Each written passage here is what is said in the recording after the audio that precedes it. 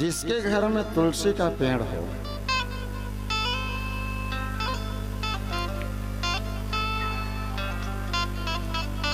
तुलसी की चर्चा तो करते रहते हैं, कोई कारणवश तुलसी सूख जाए तो आप लोग क्या करते हैं? उसको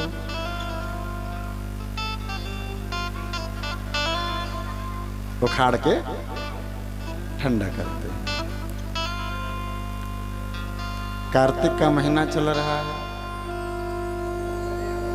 कार्तिक का महत्तम भगवान दामोदर, और भगवान दामोदर माने भगवान कृष्ण। माँ यशोदा ने उखल बंधन की कथा के समय भगवान कृष्ण को रस्सी से बांधने की प्रयास करे थे, भगवान बंध नहीं पाए थे। इस कारण भगवान का नाम दामोदर पड़ा। यह कार्तिक महत्तम दामोदर मास ये श्रेष्ठ मास माना गया है। आपके घर में तुलसी सूख जाए, उखाड़िए, ठंडा ना करिए, उसको रखिए। ऊपर वाला हिस्सा अलग रखिए, नीचे वाला हिस्सा जो जड़ होता है, जड़, उसको अलग करिए। और जड़ का मोटा वाला जो हिस्सा है उसको आप बचा के चंदन का रूप दीजिए।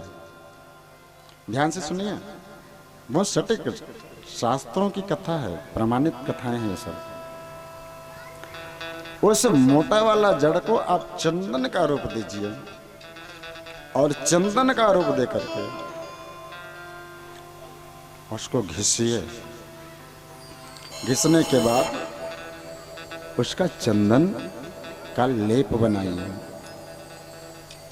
मंदिर जाइए, शिव मंदिर ना जाइए, क्योंकि शिव जी को तुलसी, हाँ, शिव जी के मंदिर ना जाइए, अन्य मंदिर जाइए।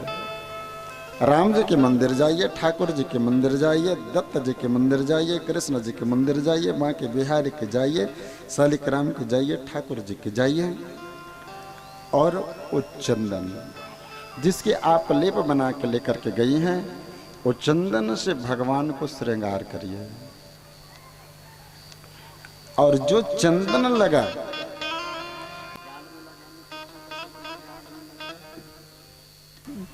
जितना दुलार आप अपने पुत्र को, बेटे को करती हैं, चंदन क्रीम पाउडर मल मल के जैसे लगाती हैं, वैसी भगवान को लगाइए। चंदन की टीका लगाइए और वही वाला चंदन जो भगवान में लगा है, वही वाला चंदन की टीका यहाँ लगाइए, यहाँ लगाइए, यहाँ लगाइए, यहाँ लगाइए। इतना करने से क्या होगा आपको पता है?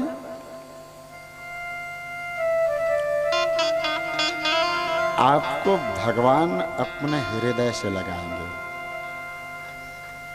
आपको कहीं भटकने की आवश्यकता नहीं है।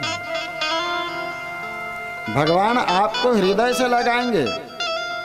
अब आप कहीं सोचेंगे कि सशंख चक्रम सकरिट कुंडलम वाला रूप लेके आएंगे, तो वैसा भी आएंगे। न जाने किस वेश में आ जाए नारायण।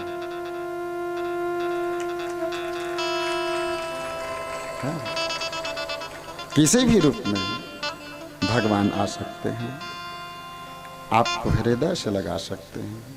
इसलिए कार्तिक का मास, भगवान को चंदन लगाने का प्रयास करिए। अगर कार्तिक मास निकल गया तो भी आप जब भी जाओ, ये तुलसी वाला चंदन, अपने हाथ का बनाया चंदन ठाकुर जी को लगा, भगवान जी अति प्रसन्न होंगे।